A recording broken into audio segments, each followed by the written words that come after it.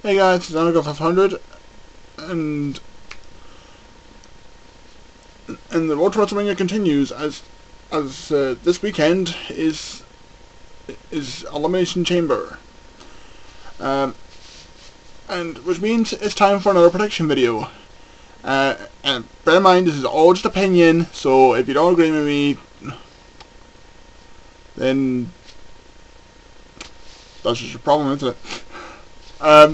So yeah, let's kick things off with the kickoff. Cody Rhodes and Goldust versus Ryback and Axel. Okay, I'm going to make this quick and just say I hope Cody Rhodes and Goldust win, because I really do not give two flying fucks about Ryback and Axel, because Axel is boring as shit, and Ryback is just some guy that wishes he was Goldberg, but fails miserably. So Cody and Goldberg for the win. Moving on. Unexpected jump cuts. Sorry about that, but my mum needed for something. So let's continue, shall we? On to the main show. First up, Batista versus Alberto Del Rio. This one has been built up ever since the lead up to Batista's return last month, and I'm really hoping that Batista shuts Del Rio up and just beats the living crap out of him and gives him a well-deserved Batista bomb. As you can probably tell, I've pretty much lost interest in Del Rio, because he pretty much brought himself ever since he pretty much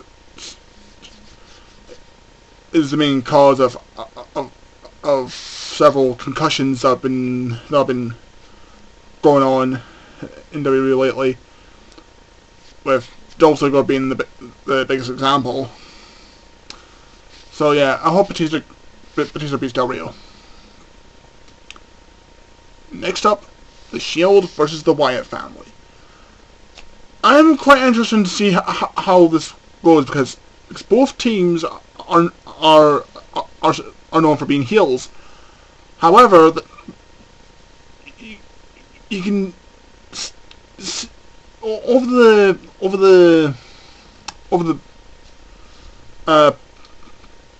past few weeks or so that there's that the Shield is slowly starting to break apart, and I can see Roman Reigns getting the push that's been rumoured. However, for the match itself, I would like the Shield to win, but at the same time, the Wyatts could win, and this could probably lead to the breaking up of the Shield, and Roman Reigns does his face turn. So we'll just have to wait and see what happens at that very match. Next up, WWE Tag Team Championship match: the new Age Outlaws versus the Usos. I'm hoping for the Usos to win, because they've been getting pushed quite a lot lately, and they've been performing really damn good. And I'm hoping that they win.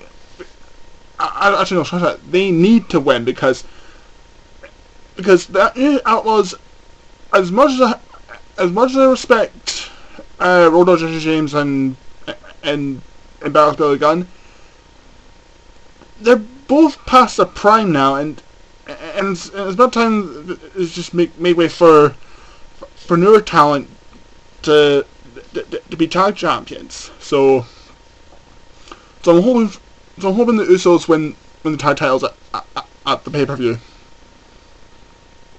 Next up, Darren Young versus Titus O'Neil. Now, I did not expect the primetime players to break up, because lately they've been well successfully, which is probably mainly due to the fact that the WWE pretty much pushed them a bit due to the fact that I think it was last year that Darren Young came out as being gay. Which, by the way, you have my full support.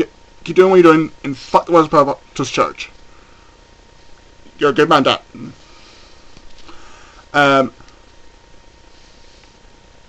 After Titus O'Neil turned on Darren Young, I hope Darren Young gives Titus a much needed ass whooping. So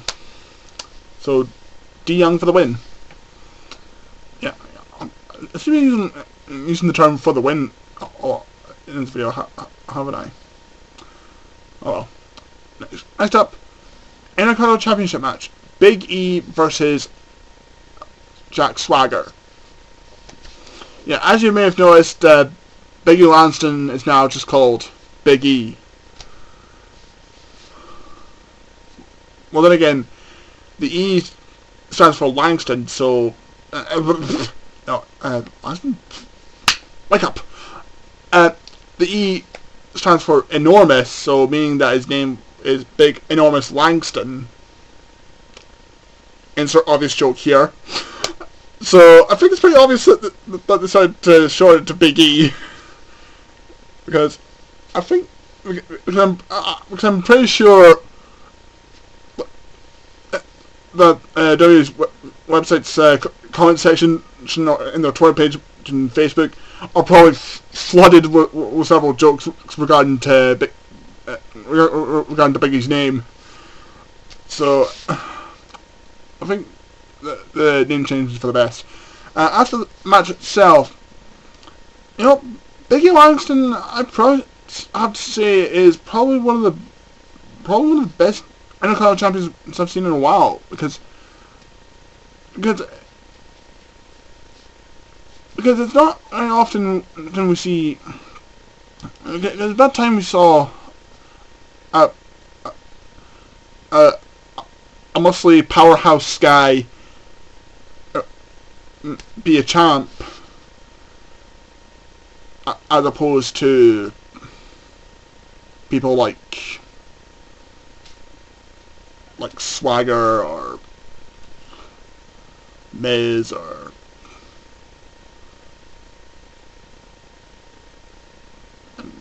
jobbers that nobody gives a shit about.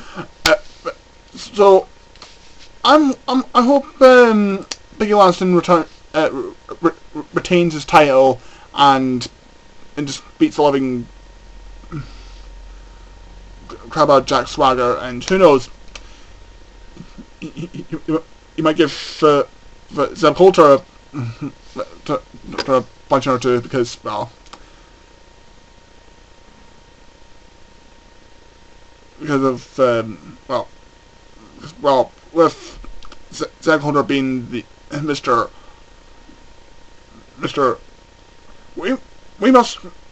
We must have real Americans in our country, which could probably, at any given moment, Big E might misinterpret that for something, I don't know, misinterpret for something racist, and ends up being the crap out of Coulter. But who knows? We'll just have to wait and see. But yeah, I hope Big E Langston retains his title. And last but not least, the main event match,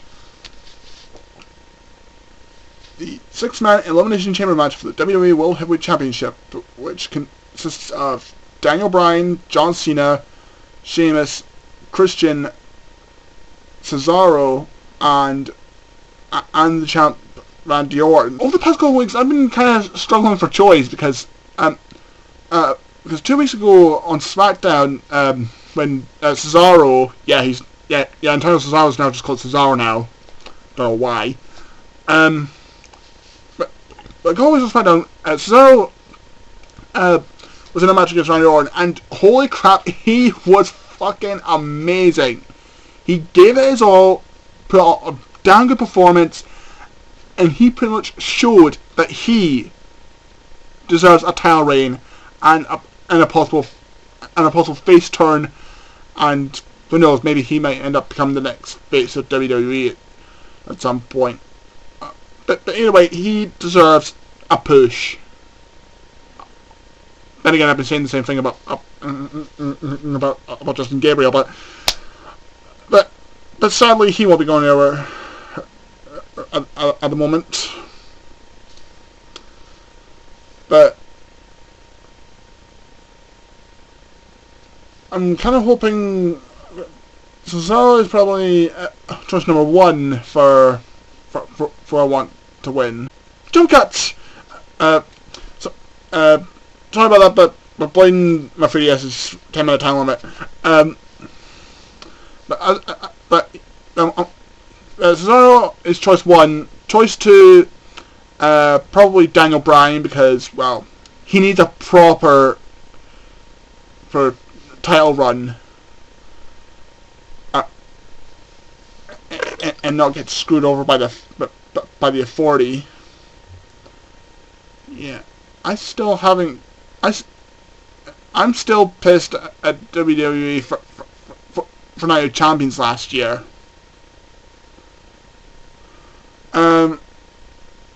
Because Daniel Bryan, he has been pretty much the height of popularity in WWE at the moment, and he deserves a proper title run. So he's choice number two. Choice three, possibly Christian, because although he can still, even though he still has it, but I doubt that he can go on for much longer. So if this truly is his one more match, he needs to go out with something big, and hopefully he could end up winning, become the new champ, and headline WrestleMania against Batista. As for the other choices, John Cena, doesn't really need another title reign. He has more than anyone else, so it doesn't really need any more. Sheamus, maybe. I mean, he's still got it. I mean, he can still put off a damn good match, but just maybe. But my top choices for this match are Cesaro, Daniel Bryan, and Christian. Don't give a shit who wins, as long as it's that crybaby, so quote unquote face of WWE loses the titles.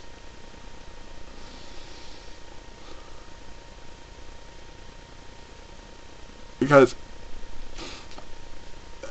as much as most of us can't stand the authority, I think most people are starting to take a dislike for Randy Orton's recent heel run. So yeah, Cesaro, Daniel Bryan, or Christian to win this match. And with that, those are my predictions for the Elimination Chamber. I'm not sure which one of my predictions might end up coming true, because for all I know, none of them might end up coming true. But we'll just have to wait and see. And feel free to let me know what your predictions for Elimination Chamber will be. Elimination Chamber is on this Sunday at, if I can get Firefox to stop being a bitch. Is on this Sunday at 8 Eastern, 5 Pacific over in the States. If I can remember correctly, that's 12 a.m. or 1 a.m. here in the UK. I'm not good with time differences. But either way, I hope this turns out to be a decent pay-per-view, and And that's all I'm going to say about that. So, this has been Agro 100, and I shall see you all in the review. Later.